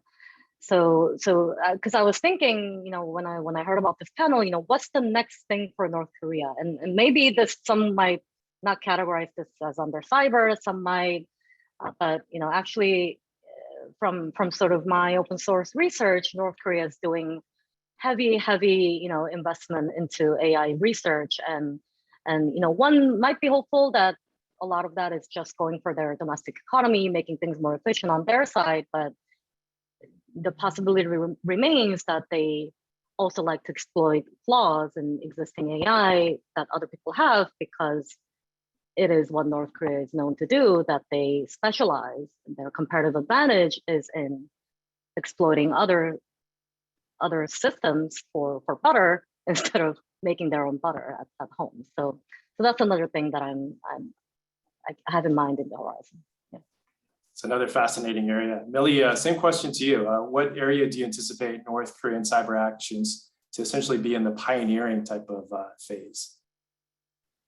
So I also agree with Jenny on the AI component. I think that's something that we haven't seen North Korea do. And a lot of other countries also have not necessarily made AI-enabled cyber operations fully operational, or so for a country like North Korea to kind of learn these kind of capabilities and apply it, I think North Korea has shown that it can be very flexible and have a diverse set of TTPs. So this kind of capability would change their operations and make them harder to predict and also harder to detect. And I think especially with education, as mentioned in the previous panel, of training North Korean hackers in overseas institutions and receiving overseas training, it's kind of difficult to track the progress that North Korean hackers are making in this field and what exactly they are learning or what they can learn. So things like, I think Kurt mentioned, educational exchanges that North Korea has with China, for example, and the China-North Korea Education Exchange and Cooperation Agreement between 2020 and 2030, like what does that mean for North Korean students studying abroad, and how is this related to North Korean hacker capabilities and improving that training skill set for AI? Thanks, Millie. And Steve, to you, what do you anticipate North Korea pioneering in the next phase ahead?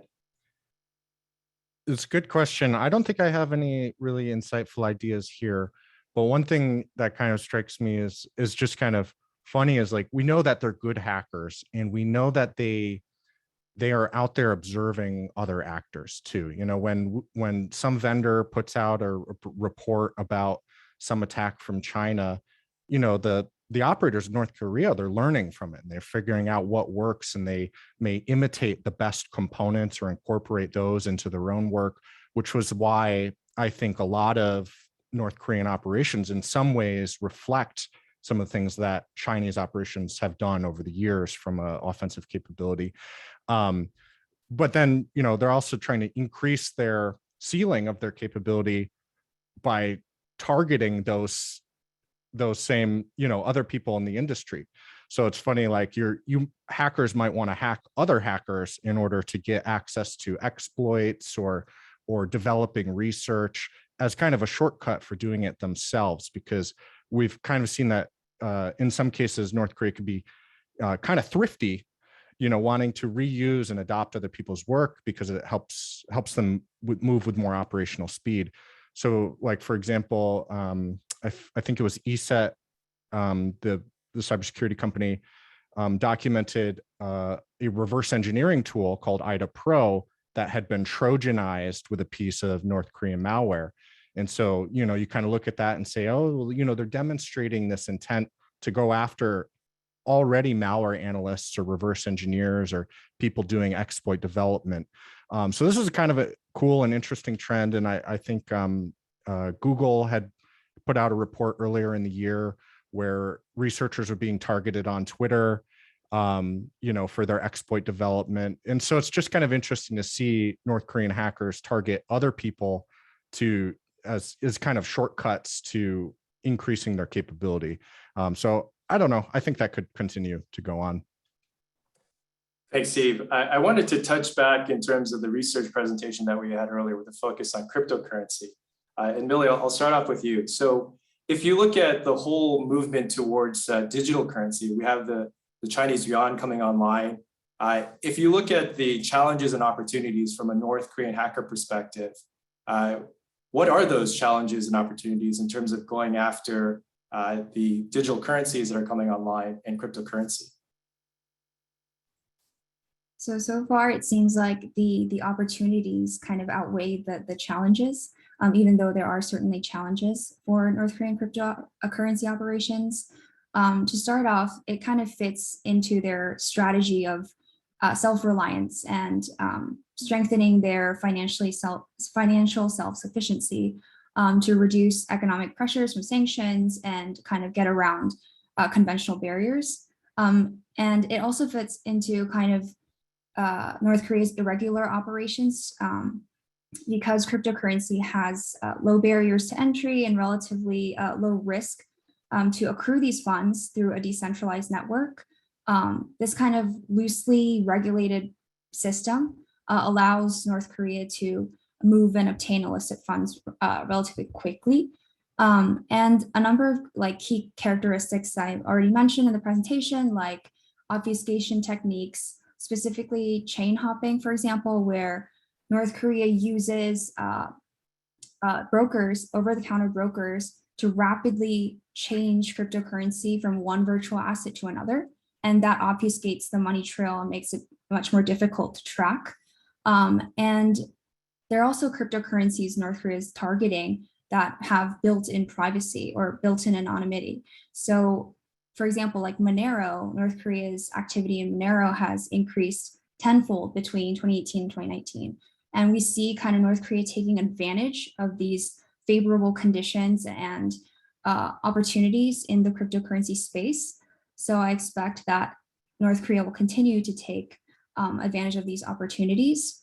As for challenges, as mentioned, energy is one of the biggest challenges and computational limitations. Obviously, they have their Gwangyang intranet system, but that is I don't think that is sufficient to kind of supply its cryptocurrency operations. So they have coal providing energy, and they also pursue cryptojacking that uses the computational capabilities of other third-party devices or taking over individual computers through malware.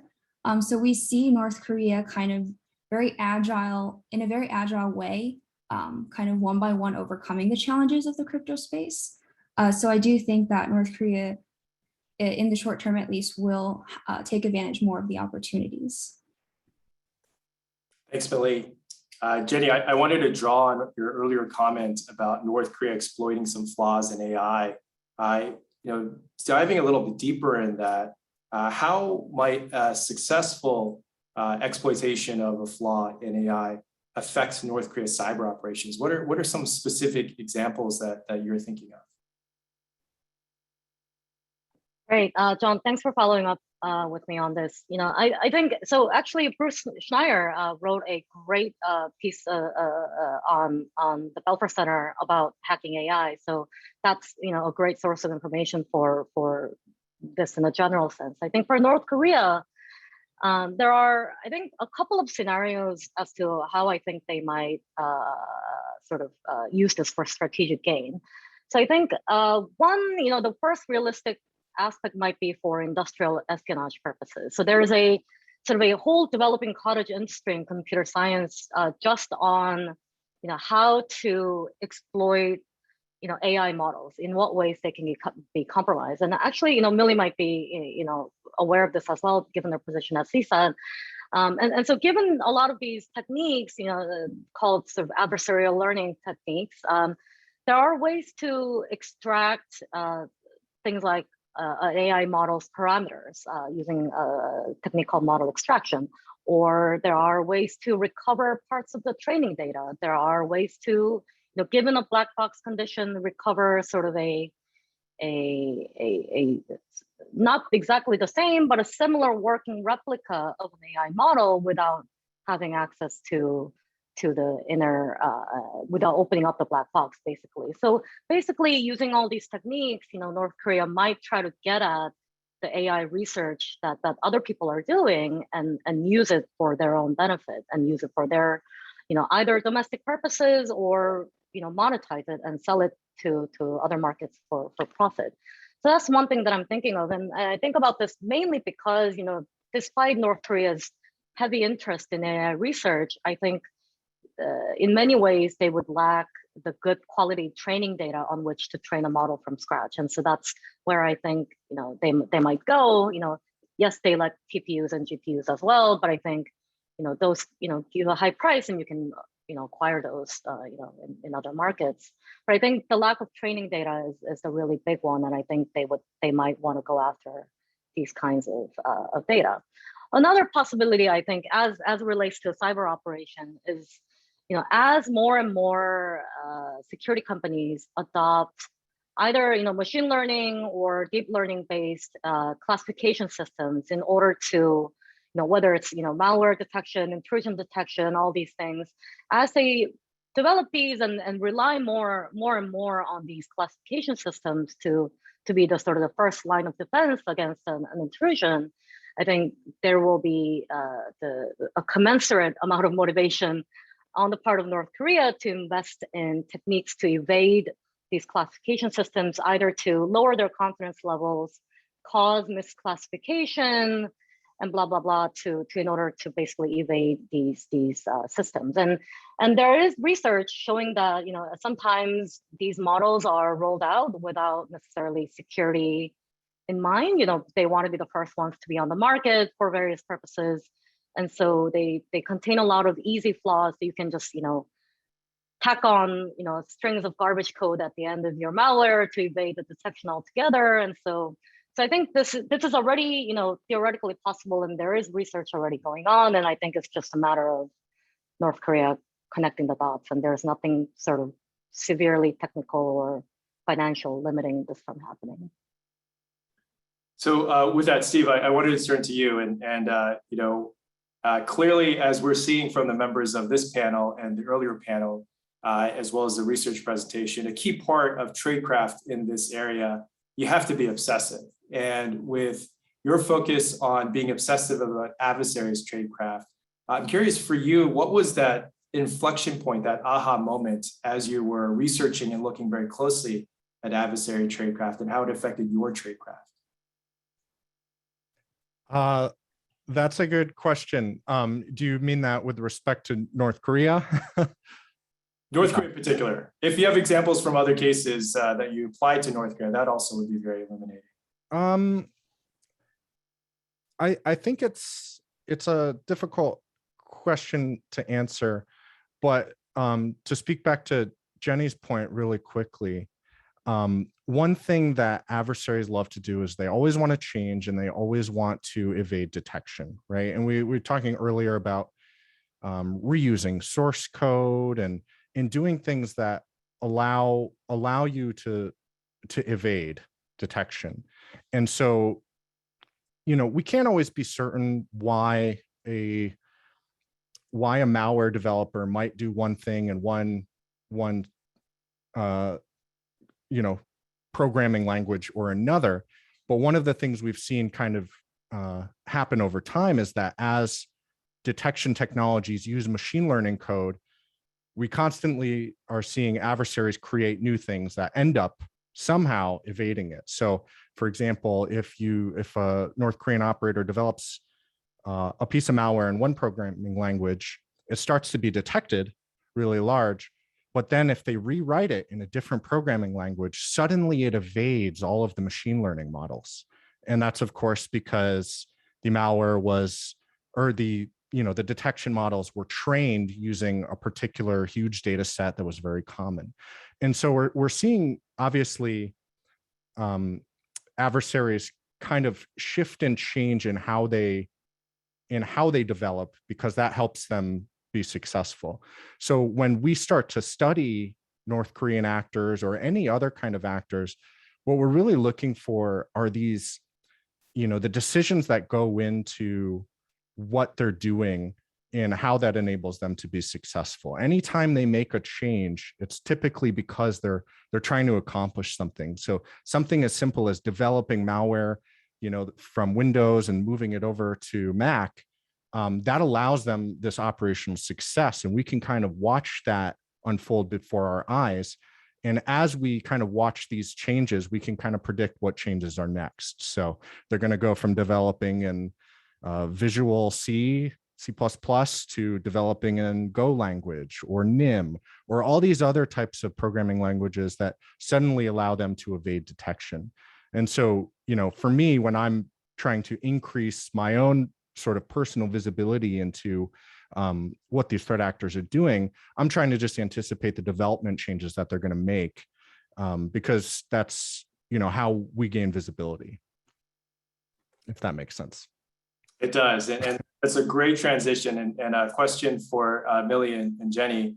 As we look at efforts going forward and government side of things, what are the challenges of translating some of this technical intelligence to better government actions in response to North Korean cyber threats. If I could start off with Millie on this one.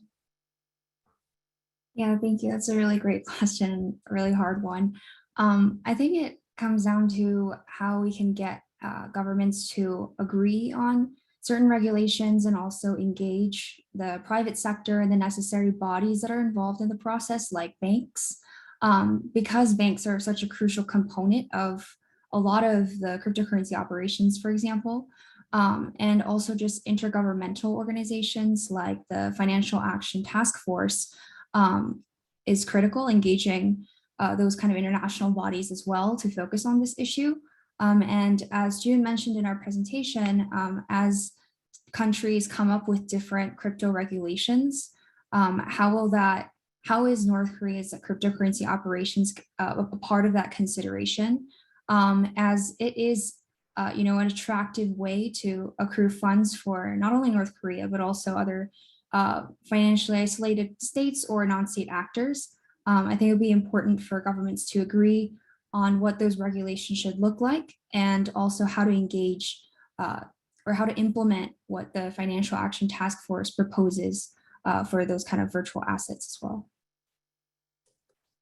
So before turning to you, Jenny, I just want to acknowledge that, building on Millie's point on the government, intergovernmental cooperation and efforts towards legislation, just acknowledge Professor Joe Nye's work in this area as well. So a lot of additional important work to be done in this space. Over to you, Jenny. Great, thanks, Sean. Yeah, I think in terms of US government response to North Korea's cyber operations, we can probably think about this at two levels, right? So at the lower level, there's all the sort of the tactical and operational stuff they're doing to crack down on cybercrime. And so this is, not just on North Korean cybercrime, but just on cybercrime in general, especially with, what happened with ransomware after Colonial earlier this year. And then at another level, the broader US cyber strategy of persistent engagement and defend forward. And there, I think part of that would be, a deepening of the alliance relationship on cybersecurity between the US and ROK, as actually Consulate General Heeu mentioned earlier in his opening remarks. So I think, considering these two levels, first going to sort of cybercrime and the efforts to crack down on that, I think it's, I think, at a certain level, it has to be done, and it's good that these activities are ongoing and they're continuously contesting the North Korean activity in the space and making sure that avenues are closing as fast as they are opening new avenues. But I think it's also important to be realistic as to what our expectations are. So, I totally agree with Sahar that, indictments are really good information sources, and information sharing is always good for us trying to connect the dots on the other end. And maybe sanctions are even compelling North Korea to change their tactics or pivot to other targets for cybercrime. I think less realistic is the US sort of hoping that by consistently contesting North Korean cyber activity and making it costly for them and erode as much as profits from it as possible, that they will somehow give up and exit the space. And there are some sort of, in US high-level strategic documents, there are sort of flavors of this sort of deterrence by denial elements in these documents, right? Sometimes it's called layered deterrence, sometimes it's called deterrence by denial, that they're hoping that it's going to be more costly for them than beneficial down the road, which will have a sort of a compellence or an effect that allows them to exit the space. I think that we have to be a little more cautious as to whether that can be achieved, given how much North Korea is cash strapped and is really in the space, I think, for a long time to come. So I think it's important to be realistic just there. And I think with defend forward and actions to work either unilaterally or in joint cooperation with the ROK government to deepen the intelligence capabilities to detect North Korean activities before they call it, kick the knife out of the hand before it comes to us. I'm really personally curious as to how North Korea will respond to this evolving U.S. cyber strategy, right? And there's a lot of uncertainty here as to how they'll respond. So, the good scenario is that the U.S. will be able to detect a lot of North Korean activity before they are able to achieve effects, or they're able to take down North Korean sort of CNC servers or infrastructure before they're able to use this to launch other operations. And over time, we can sort of put a lid on or manage North Korea's cyber activities, especially those that have destructive purposes. At the same time, because this is sort of an uncertain territory, we have to be wary of the possibility that North Korea might branch out in other directions, right? That there is sort of a use or lose it mentality that gets triggered, and therefore they become a little more reckless, a little less restrained, and more less caring about setting off collateral damage, as we saw in the case of WannaCry. And so that would be sort of a bad scenario. And I think both are possible, and we just need to be wary as to what happens. Thanks. So with that, we go into the lightning round. Thanks very much, Jenny. A lot of important topics on the deterrent side and how North Korea would respond to the US's cyber strategy on that. Great food for thought for upcoming sessions of our group. For the lightning round question, I'd like to ask you all, as North Korea cyber watchers, there are many things that you monitor very closely. But what's the number one thing right now at this current point in time that keeps you up at night? And starting with Steve. Probably the biggest thing that keeps me up at night is, although there's a lot of great information out there and we share a lot about attribution and the different attacks that are happening, it takes too long to get that information. By the time, a security company or a government puts it out, some of the activity might be 1, 2, 3, even 4 years old. And that trickle is too slow to be effective at using the information in many cases. So that's something I worry about, and something I really hope that people can think about, just trying to accelerate that, both technical and strategic information sharing process. Terrific. Thank you, Steve. Over to you, Millie. I think what really keeps me up at night is just not knowing where North Korean cyber capabilities could head next. I mean, that's really difficult to know, but just as we talked about, kind of what kind of training are they focused on now, and how will that impact kind of the cyberspace in the next 5 to 10 years, or even in the next 2 or 3 years. And as mentioned before, the kind of concern over how overseas education might be impacting the skills and the toolkit that North Korean hackers have, and how this could maybe translate to kind of a hacking talent pipeline for North Korea's RGB, and how difficult it is to track that kind of pipeline is really concerning and worrying, especially because countries do not really have a great strategy as of now to kind of track that movement and identify that kind of threat. So I think that's the education component is concerning for me. Thank you. And the final word for our panel too. Over to you, Jenny. Thanks, John.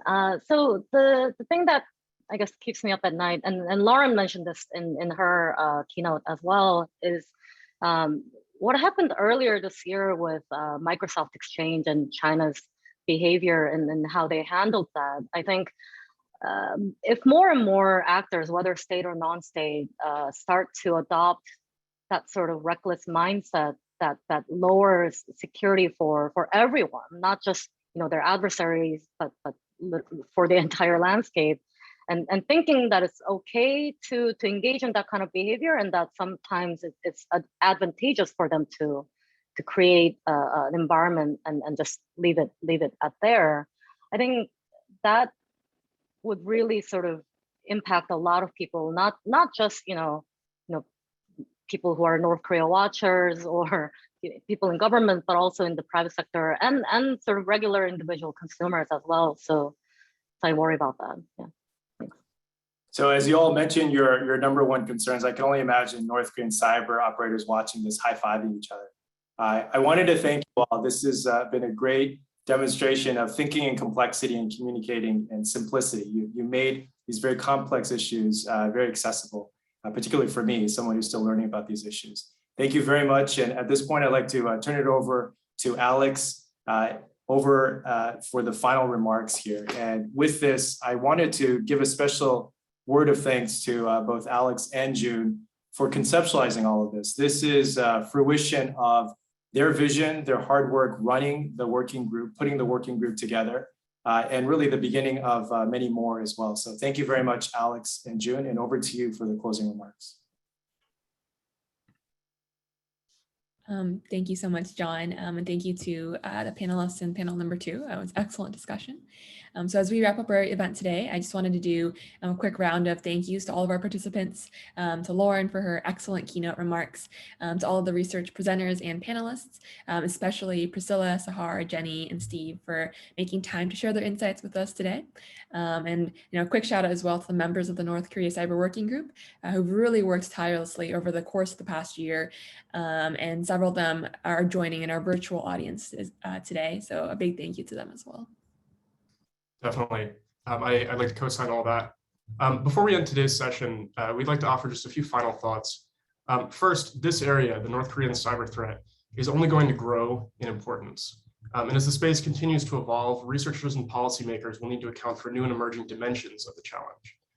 One of the main purposes of today's event has been to encourage researchers to adopt more creative and more innovative approaches to studying the many different aspects of the North Korean cyber threat. As John noted in his welcoming remarks, this is by nature an interdisciplinary topic, and we're going to need researchers with specialties in technology, policy, and everything in between. With that in mind, the North Korea Cyber Working Group has made bridging the gap between scholars with different areas of functional and regional expertise a top institutional priority. Great, and just to echo what Alex was saying, our work at the North Korea Cyber Working Group is just getting started.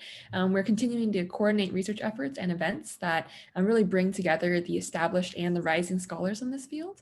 We are planning to expand our research activities going forwards and host many more events and conferences just like this one in the coming years. One announcement for the audience is that we will be publishing our first pieces of original research at the beginning of next year. So please stay tuned for that, as well as from future programming from our working group, the Korea Project, and the Cyber Project at the Belfer Center. Thank you, June. I'd like to conclude with just a few more words of thanks. First, to our audience for joining today's session. We hope to see you at our next events, which we'll announce early next year. I want to give a special thanks to the South Korean Consulate General in Boston for their co-sponsorship of today's program, and particularly Consul General Heeu for his personal involvement in making this event possible. We look forward to continuing to expand on the wonderful partnership we've forged with you, so thank you. I'd like to thank the Cyber Project and Lauren and the Korea Project for their support of our working group, as well as everyone at the Kennedy School who helps out behind the scenes. So Julie Belize, Ben Craig, and Trevor Carmack, thank you all very much. I want to thank my co-lead, June Lee, for her tireless work putting this event on, putting it all together. And then finally, I want to express our deep gratitude to John Park and Brendan Brennan, without whom this initiative never would have taken off. So with that, we'll close today's session. Thank you again very much all for watching, and we'll see you next time.